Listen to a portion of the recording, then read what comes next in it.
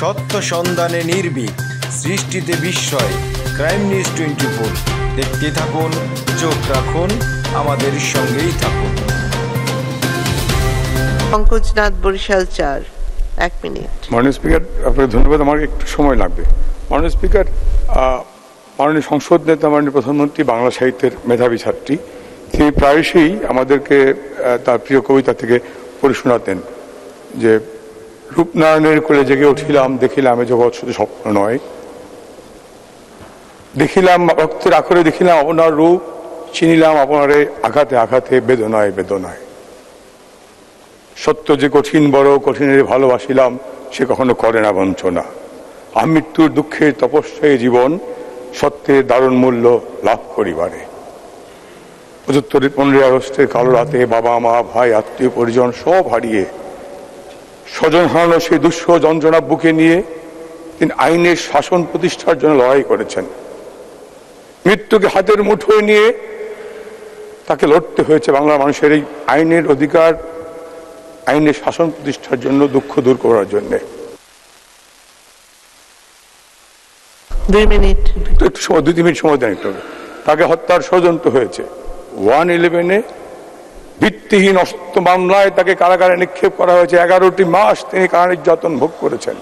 সেখানেও slow poisoning করে হত্যার ষড়যন্ত্র হয়েছে।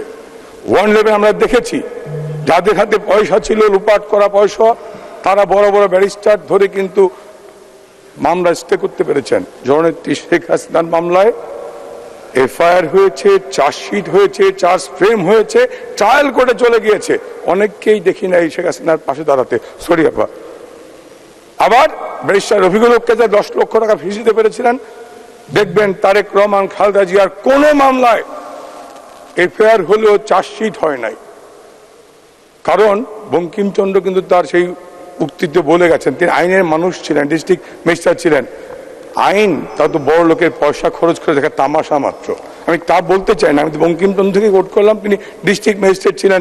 এখনো দেখবেন ঝিনাইদহ বোর্ডে তার নাম আছে। আইন বড় লোকের পয়সা খরচ করে দেখা তামাশা মাত্র। কারণ শেখ হাসিনার হাতে পয়সা ছিল না। আমরা যার কর্মী ভিত্তি অসত্য মামলায় কারাগারে প্রেরণ করলাম, আমাদের ট্রায়াল হয়ে গেছে, 13 বছরের সাজা হয়ে গেছে।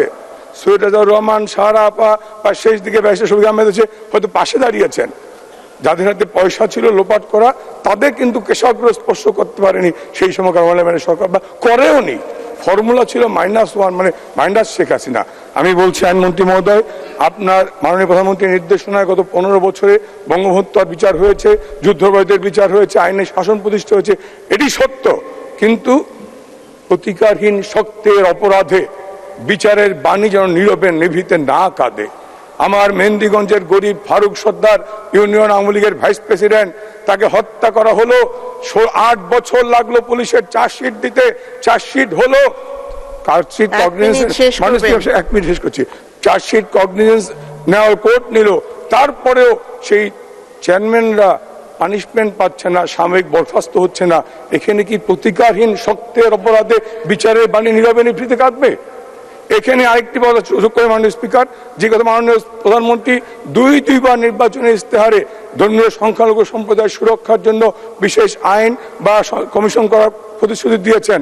মাননীয় মন্ত্রী, আপনি কেন পারছেন না, যেটি 1977 সালে জেনারেল জিয়া সামরিক ফরমান বলে বাংলাদেশের মূল সংবিধান থেকে ধর্মীয় স্বাধীনতা বা ধর্মনিরপেক্ষতা বাদ দিল, আমরা কেন পাচ্ছি না? তার ফলশ্রুতিতে কি হলো? হিন্দু, বৌদ্ধ, খ্রিস্টান ইত্যাদি জনগোষ্ঠী